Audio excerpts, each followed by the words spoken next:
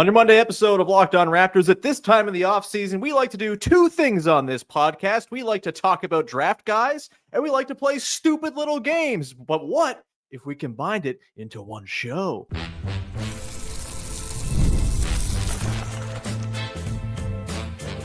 You are Locked On Raptors, your daily Toronto Raptors podcast, part of the Locked On Podcast Network, your team every day. Hey, what's going on? And welcome to another episode of Locked On Raptors, part of the Locked On Podcast Network, your team every day. It is Monday. No, it's not. It's Tuesday, May the 20th, and I'm your host, Sean Woodley, fresh off a long weekend where my brain has no money left. Of course, I've been covering the Toronto Raptors now for 11 seasons on various platforms. You can find all my work over on Blue Sky. You can find the show on Instagram, and you can join us in the Locked On Raptors Discord server 100% for free. Link in the description of the podcast if you want to come hang out, talk about the draft, talk about the playoffs. It's good times all around in our little listener community over on Discord. Today's show is brought to you by Monarch Money. Take control of your finances with Monarch Money. Use the code LOCKEDONNBA at monarchmoney.com for 50% off your first year. We're off and running here on your Tuesday edition of Locked On Raptors, playing a game, a stupid little game even, with our pal who loves to play stupid little games with us. And it's all about the draft today, as we're going to play Pick One. We're going to go through three positions on the positional spectrum in the NBA. We're going to pick three prospects from each of those positions that the Raptors could, in theory, take at number 9. And we each will be tasked with picking one of those three that we would like to see end up on your Toronto Raptors. Big V, Vivek Jacob, is here to play this stupid little game. Big V, how the hell are you? I'm great, man. Got a little slight detox from the NBA playoffs with the day off and ready to get back into the swing of things. But, other than that, enjoyed the long weekend, watched a lot of movies, hung out with family, hung out with friends. And now I'm back with my favorite Raptors buddy, Sean Woodley. That's what it's all about, pal. Other than, hanging out with me. I'm sorry. I'm sorry I'm your favorite Raptors buddy. That's slim pickings, I guess, in your Raptors buddy circles. Either way, let's roll here on Pick One, a new stupid little game I've concocted here for the podcast. Again, we're going to go three positions, three guys at each position. We're going to pick our favorite one. We're going to start with guards. And I'm going to go with three guys we haven't talked about a lot yet on the podcast because I kind of have not thought they'd be in the mix for the Raptors at 9, but we're trying to be comprehensive here. We have a month plus till the draft. We're going to talk about a lot of guys here. And so let's rattle off three to begin with. The first pick three for you, Big V. Number 1, Kasparas Jakucionis, the 6'5" freshman guard from Illinois who takes crazy shots and maybe isn't so good at defense and is probably going to be a much better three-point shooter in the NBA than he was in college. You've got Egor Demin, the 6'9" point guard from BYU who doesn't really get paint touches but throws cool passes. And then you have Jase Richardson, a guy who measured just over 6 feet at the combine. Bit of a tough combine measurement day for Jase Richardson. Was not a huge factor for Michigan State, compared to some of these other high-end prospects. He played kind of sparingly for Tom Izzo, but put up 12 points a game and one of the better three-point shooters in this class. Shot 41% from deep this year at Michigan State. Big V, I put it to you first. Pick one. Kasparas Jakucionis. All right. Get into why.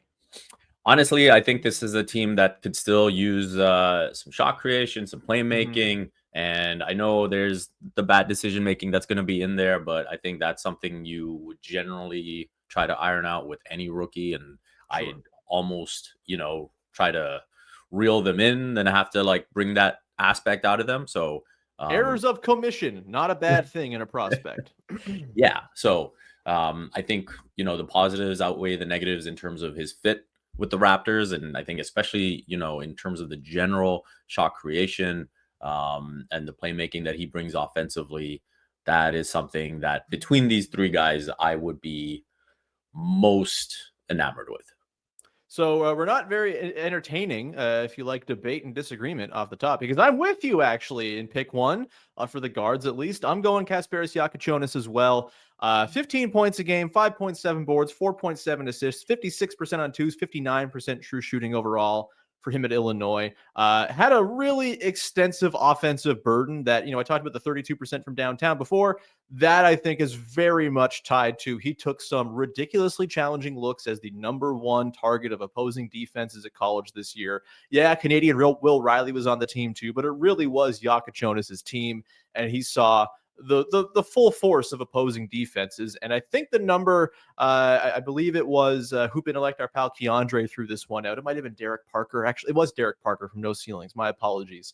Threw out a number in one of his breakdown videos of Jakučionis. 70% of his threes were contested this year at school. You would think that it's going to iron out, and he's going to be, I think, a very good shooter in the NBA. Shot 85% from the line. There seems to be a lot of touch there. And then, yeah, to your point about the creation, I think that's the thing that tips the scales for me here, too.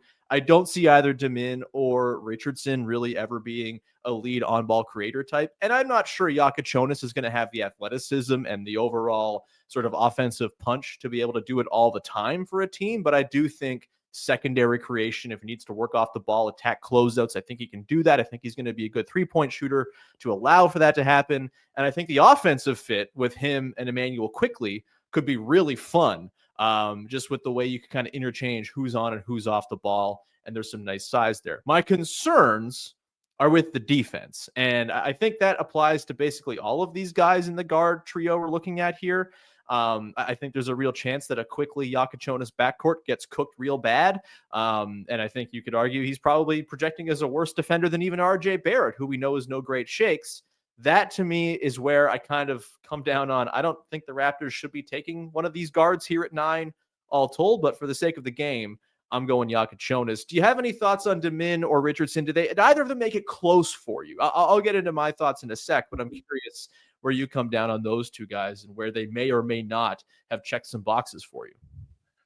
To be honest with you, it wasn't really close. I think when I looked at just what the Raptors need and where this team is at, I felt like Yak is just like the best fit. And I think, when I look at Demin, I think that, he does have sort of that 6'9" vision, and, you can fit him into that sort of mold.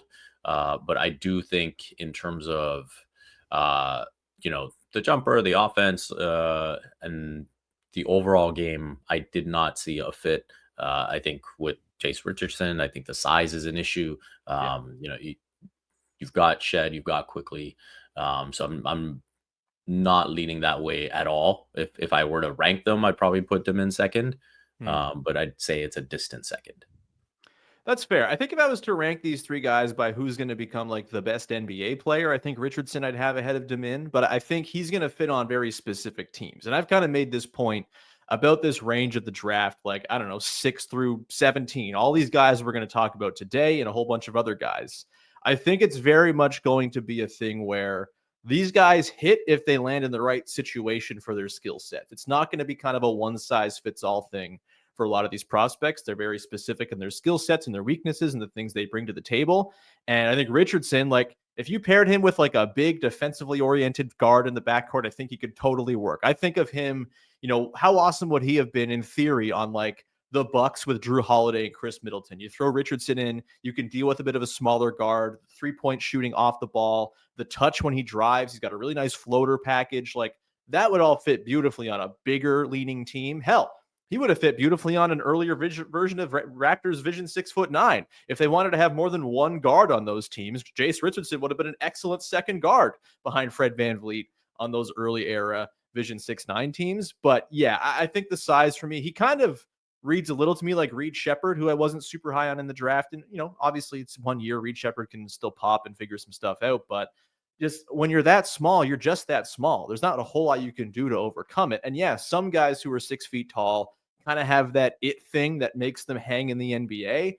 I usually think that's more of like a nasty side that gets guys to stick when they're on that sort of size of that end of the size spectrum. And I'm not sure Richardson has the nasty. I do think he has the shooting to stay on the floor.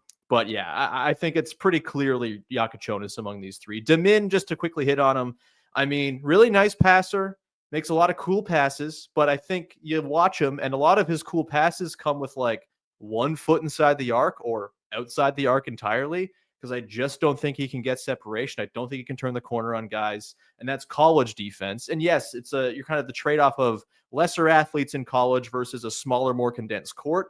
I think against NBA athletes, Demin's going to have a really hard time getting his own looks off. And I just don't know, as a 27% three-point shooter, a guy with a 50.9 true shooting overall, I'm not really sure there's a world in which he's working off ball for you. And if he's not playing on the ball for you, I don't really see where his role ends up being. Any quick thoughts on that, on Demin there? Yeah, no, I mean, that was the main concern with his individual offense, right? Like, I think he's a fine playmaker. I think he'll be really good in the pick and roll, but it's just the individual shot creation that separates him, from Jakučionis. And I think that's where, it comes down to fit. There are teams where, they can take that offensive burden off him, and he'll just have to tee up his teammates. And I think he'll be a really, really good fit. But I think on a Raptors team that is bereft of 3-point shooting, that, that kind of will need some of that shot creation, he just won't be an ideal fit. Yeah, I'm with you there. One red flag on Jakučionis before we move on to some guys who do not share this red flag. One dunk all season long for Jakučionis. That's a little concerning. And for me, a person who loves dunks and thinks the Raptors are in kind of a bad way dunk-wise, that's a little bit of a deterrent for me. But that's okay, because they're probably not going to take a guard with this pick, I don't think, because you know how Masai Ujiri works. They're probably going to take a wing who's got some tools and maybe needs some projection and some time to figure things out. Good luck. We're talking about those guys coming up next. Today's show is brought to you by our friends over at Monarch Money. Ever check out your bank account and wonder, where did all my money go between dining out, online shopping, entertainment? It's easy to lose track. That's where Monarch Money comes in, your personal CFO, giving you full visibility and control over your finances. Monarch Money is not just another budgeting app. It's a complete financial command center. You can track all your accounts, investments, and spending in one place, so you stop just managing your money and start building wealth. I am someone, I've talked about this before when we've talked about our pals at Monarch Money. I got a lot of accounts. I have a shared mortgage account with my wife. I have my own personal savings going on. I have checkings and an American checking and all of this stuff. It's all over the damn place. And Monarch Money helps me put it all in one place so I know exactly where my money's going, what bills are being paid out of what accounts. I can keep in a whole big picture view of my financial situation. And it's very, very helpful for me, someone who's bad at admin, bad at keeping track of these things. Take control of your finances with Monarch Money. Use the code LOCKEDINNBA at monarchmoney.com for 50% off your first year. That's monarchmoney.com. Code LOCKEDINNBA for half off your first year. Go check them out. Back at it here with Big V, Vivek Jacob from Raptors in 7, from Sportsnet, from Basketball Insiders, from all over the damn place. Big V, let's continue our game of pick one. We've got 3 wing prospects on the board. Again, I would not be at all shocked if this was the direction the Raptors went positionally, because we know how Masai Ujiri typically likes to operate. And after 2 years of taking guards who shoot threes, I feel like we're due for a classic Masai. Let's take a toolsy wing guy and try to hunt that white whale of our own version of Giannis Antetokounmpo, of course, the thing that Masai goes to bed thinking about all the time. The 3 wings I have on the board here: Noa Essengue, the 6'9", 6'10", 6'11", TBD, hasn't been measured yet, wing out of Ratio Farm Ulm in Germany.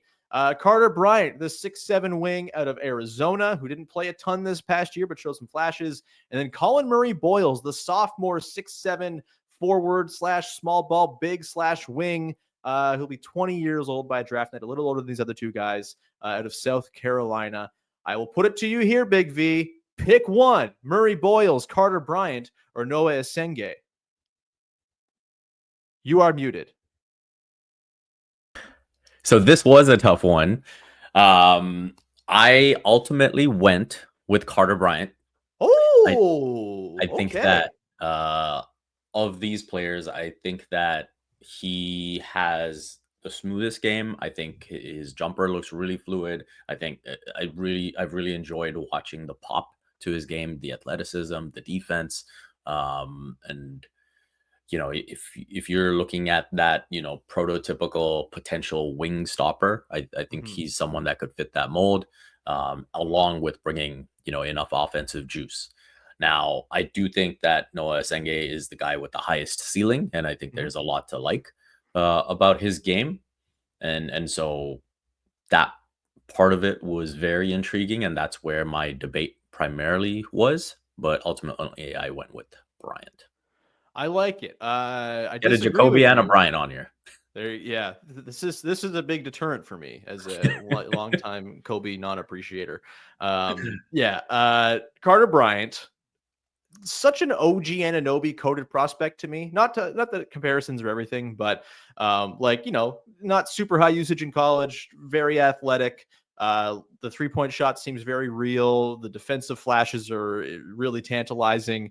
I think the offensive game looks a little bit robotic to me, and I'm not sure how much like on ball juice there is to be tapped into with him, but you're totally right in that he just projects as a guy who's going to be on good teams for a very long time because his level of defense and 3-point shooting just make you someone that teams want to have on the floor.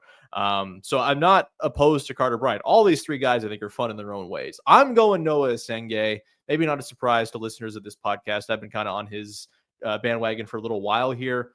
You know, the 4 words I've used here to describe him: long, bouncy, funky, dunky. I like all of these things with Noa Essengue, and I agree with you. I think he has the highest upside of all of these guys if it all really comes together.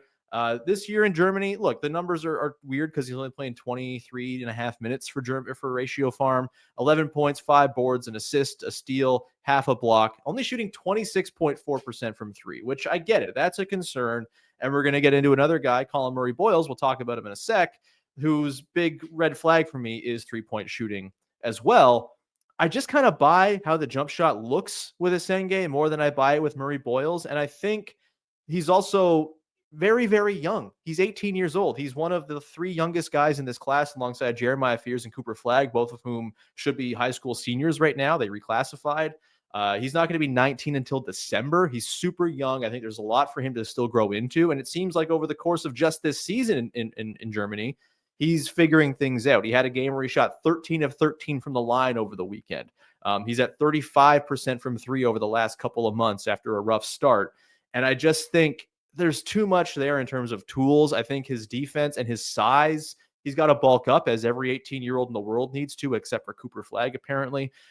He's got to bulk up in order to be able to sort of fill out lineups. And I think there's some like small ball 5 potential there where he's not actually that small. He's just like 6'10", 6'11". We'll see what he measures at eventually, once we get like an official measurement on him. But the length all seems very much there. And I just, he seems very Raptors coded to me. Gets the easy buckets, really good at the rim, good in transition, awesome cutter. I think he'll fit in as a role player right away. And then there's some star upside to tap into if he can refine the handle and work on the shot. And I think swinging for upside kind of has to be what the Raptors are doing with this pick, because they stand to gain a lot for the next 5-10 years if they can get lucky and find a star in this draft. So I'm going Essengue. Collin Murray-Boyles is, I know, someone a lot of people like, a lot of Raptors fans like. And generally, I mean, he's exactly my type of guy normally, a wing who plays like a big, who defends like a maniac and throws cool passes that can't really shoot. Sign me up. I just think the fit on this team is a little bit dicey. I think there's a lot of overlap with Scotty Barnes. And as a result, I'm just going to take the guy who looks like he's 3 or 4 inches taller than Collin Murray-Boyles is in Essengue. What are your thoughts on CMB? Did you give him any consideration here? Not much consideration. Again, I think the Raptors have just gone too far down that rabbit hole of his prototype, and I don't think there's any need to dig any deeper. So, I think the 3-point shooting is just too much of a weakness on this roster. I think that, especially relative to the other 2 prospects we're talking about, that those 2 have a clear fit and pathway on this team where it makes sense. And I think those high end outcomes would be a lot more beneficial to the Raptors. So again, with Essengue, I think that that is the guy with the highest upside. I think Carter Bryant is probably the most surefire hit of these 3, and then you're stuck beyond that. I gave a little more consideration to Murray-Boyles because I do think the passing is really fun and the defense is pretty awesome. Like, that guy is built like a brick wall. I think he can actually guard bigs pretty effectively. Like he's a really good post defender, all that stuff. He played essentially as a center for a lot of this season on defense for South Carolina. They weren't a very good team, but they were in the SEC, which was a total gauntlet. So I don't really put too much on him for that. Like the flashes on defense are incredible. I think he's going to be switchable. I think he's going to be able to guard basically 1 through 5. Honestly, like that's the footwork he's kind of working with. It's just, yeah, the overlap with Scotty Barnes as a light shooting, playmaking wing type. And just for me, the jump shot, I know there's some who are smarter than me, more shot doctor coded than I am, who think it's workable. Our pal Rich Stamen was on the show last week and said he kind of believes in the shot. When I look at his shot, it doesn't look like he jumps at all. Like it's a very like flat-footed on the ground 3-point stroke. And that's from the college line. The NBA line's deeper. I just don't know if he gets enough juice on it. And I just think it's a much more precarious bet than to bet on Noa Essengue, who is a couple years younger. And I just think the fluidity of the shot and just like it's an impossible shot to block because he's enormous and the arms go for days and he just lets it go so high. I think I buy that the shot has a little bit more upside. But if you just want shooting, Carter Bryant's your guy. 37% from deep this year for Arizona. I think he's just going to be a good 3-point shooter. And so if you want the sure thing, totally get it. I think Essengue is just kind of the upside play. One other thing with CMB, which is I just said it. We got to figure out better nicknames for these guys. I can't be endorsing another initial nickname, dude. We have to get more creative. We have to have some sort of entrepreneurial spirit with nicknames. And I think CMB is just everyone's going to lazily make that his nickname forever. And it bums me out. There's got to be something else you can do with it. We're in a nickname dark age right now. And I think drafting a Collin Murray-Boyles could possibly continue that downward trend. I don't know if you have any real hot takes on nicknames, but that's just a thing that really sticks in my craw. No, I do think it is a bad time in the economy for nicknames. We used to build things. The answer, the truth, the big ticket. Yeah. It's all because KD denied Slim Reaper. I think it all went downhill there. Yeah, that might be the turning point. Mm-hmm. Yeah, you might be right about that. My thesis is on the way. It might be an interesting oral history to go. Yeah, it's partly why I'm rooting for the Wolves in the West Finals. I can't do another like SGA. I love him, but something cooler. He's way too cool a player to just do the initials nickname. I know his name is long. There's got to be a way. Anyway, we've made our picks. I've picked Noa Essengue. You've picked Carter Bryant. Collin Murray-Boyles, a close third here, at least for me. Distant third. Big V can't stand him. Thinks he's trash. You heard it here first on the podcast. We're going to come back on the other side, get into some bigs. Maybe some guys we've talked about a little bit more on the pod because I think it's more likely these guys are around at 9 than, say, your Jeremiah Fears or Trey Johnson, who are guards we certainly could have talked about here. Coming up to the other side, though, we will get into Derik Queen, Khaman Maluach, Asa Newell, and pick one. We'll do that coming up in just 1 second.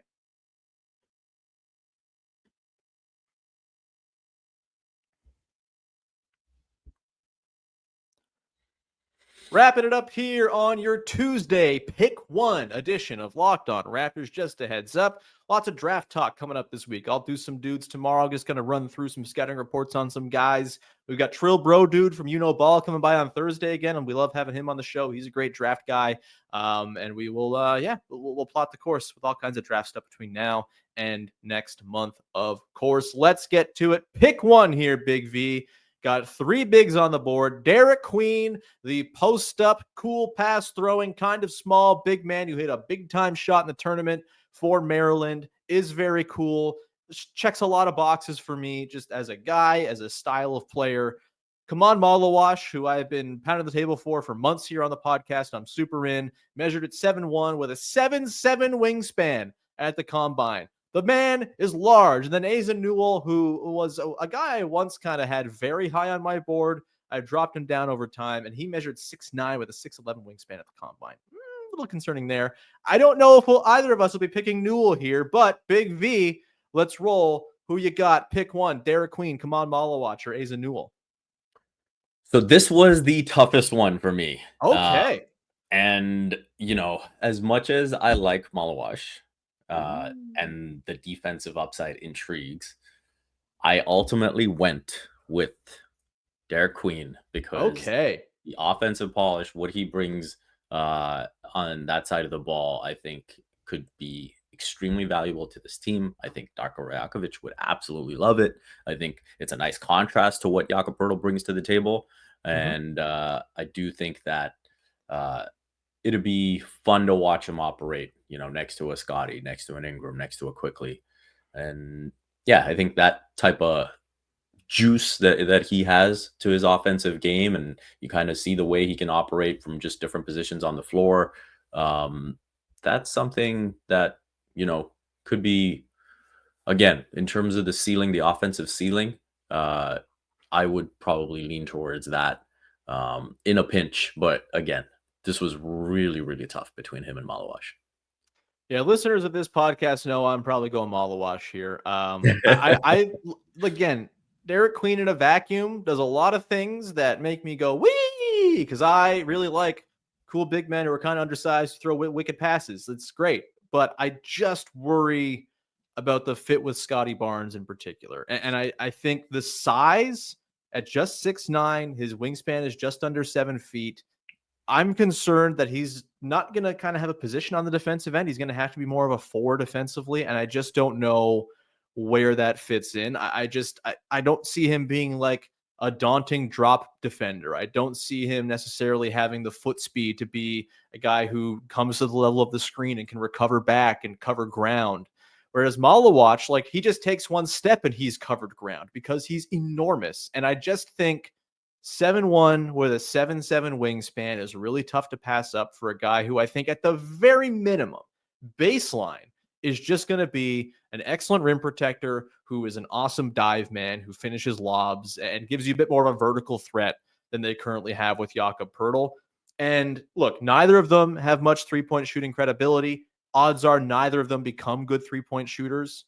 I think because Maluach is newer to the sport, and because I just think his touch is actually kind of all right, I think I would bet on Maluach figuring out the three-point shot over Derik Queen. And I think playing for Duke this year, he never really got an opportunity within the way they play to, be like a pick and pop big or anything like that. I think they needed his roll gravity so badly. I think in the NBA, there's going to be more opportunity to just kind of test him out in those areas, 18-foot pop outs, see if he can knock those down. Can you stretch that out to 3? It's going to be a many years in progress thing for his shot, and I would bet against it ultimately coming around. But I just think the baseline for him as a defender is going to be so high. I think it's to me, it's not even close. Maluach is the easy pick here.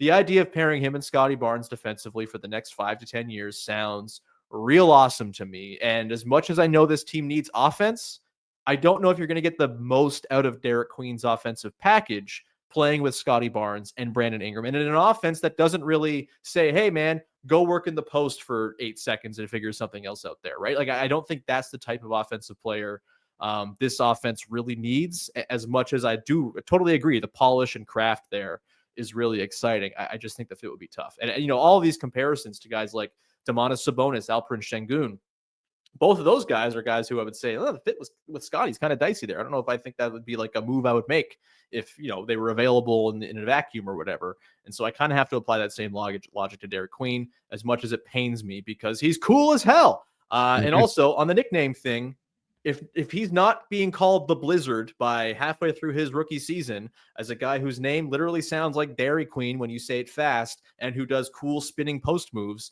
something's gone horribly wrong and the dark ages will persist. We can come out of this. We can call him the Blizzard. We can make it hit. I'd love to have that happen in Toronto. I just think the fit's a little bit dicey, but totally hear where you're coming from as well. Did you give any consideration here to Asa Newell? I did not. I think that if the Raptors would even consider him, then the Raptors have to trade down. Sure. I don't think he is going to be worth a top 10 pick. I think that he's going to fall pretty deep below that. And so I do think that if that is the option that the Raptors want to consider, then they might as well move down in the draft and then take him later. I do think that would be a pretty big leap to take at number 9. Yeah, it's tough because it's just the size thing, right? It's 6'9" with a 6'11" wingspan. Again, like, can he be a drop big? I think he has the footwork to be a pretty decent, like, switch big. I just wonder about the scheme versatility and just the overall size at the rim. As much as I like what he does on defense, I think he's pretty active. He's got good feet. He's got good bounce, a nice second jump, stuff like that. It's a little concerning. And look, it's a similar sort of conundrum as with Maluach, where if you're trying to think of guys, and this maybe more applies to guards and wings than it does to bigs, but if you're trying to think of the three main skills, dribble, pass, shoot, right? He doesn't really do any of those things. I think you can project a little bit more for Maluach with the shooting, and then I just think the size and the defense make up for it. Whereas Newell, like the size, I think he'll have to figure out how to dribble a little bit because he'll probably have to play the 4 at times, if not all the time. And the shooting, as much as I think like the shooting for him, 29% on 2.5 attempts a game, I think it's probably more advanced than either Queen or Maluach, but I still don't think it's a guarantee. And the passing, I don't think there's like a lot of connective passing juice there for him. Where I think Maluach, you can see the little flashes of feel, didn't put up the numbers, didn't get a bunch of assists. But again, he was so often just a play finisher for Duke that I don't know if we got the full picture of what he's going to be once you sort of throw him into short roll situations and stuff like that. So yeah, Newell I had at one point in my top 5 early on in like my very early time digging into this draft. He's fallen pretty precipitously, and the size thing from the combine doesn't really help matters there either. Big V, this was fun playing pick 1 with my pal. You got anything you want to promote for the good people out there? Just the usual stuff. Raptors in 7, Basketball Insiders. I have a Knicks Pacers preview that's up. Sweet. And I also ranked the top 10 players from the second round, so you can go check that out as well. Besides that, you can find it all at Vivek M. Jacob. Last little note I'll give on these 3 guys, you know, just to cap off all the excellent points that you made. It's just the ceiling, right? Like, with Newell, I think you're probably looking at most likely a backup big, right? And whereas with the other 2, with Maluach, with Queen, you could see them having a pathway to being a starter. And so I think with those skills, it wouldn't make sense to pick Newell over the other 2. Yeah, makes perfect sense. We'll definitely play pick 1 again. Maybe we'll do it with guys with the 39th pick to get real sicko coded. But either way, we will definitely play this game again because it's like a wide range of dudes that, you know, we could have had 9 other guys in this class that we could have talked about in the context of this exercise in number 9. So you'll hear from this stupid little game before all is said and done. And of course, we have lots of great draft stuff coming up for you. Also, if you have questions for me, I'll probably do a draft mailbag at some point this week. So if you want to get some questions in there, hell, maybe I'll even do that tomorrow. If you want to send me some questions, please send them in the Discord, or you can send them in the comments, stuff like that as well. Thank you so much for rocking with the show. Talk to you again on Wednesday with another episode of Locked On Raptors. Follow, subscribe, rate, review, etc., etc. Thanks for hanging. Bye-bye. Yay! Ooh, butter. Smooth.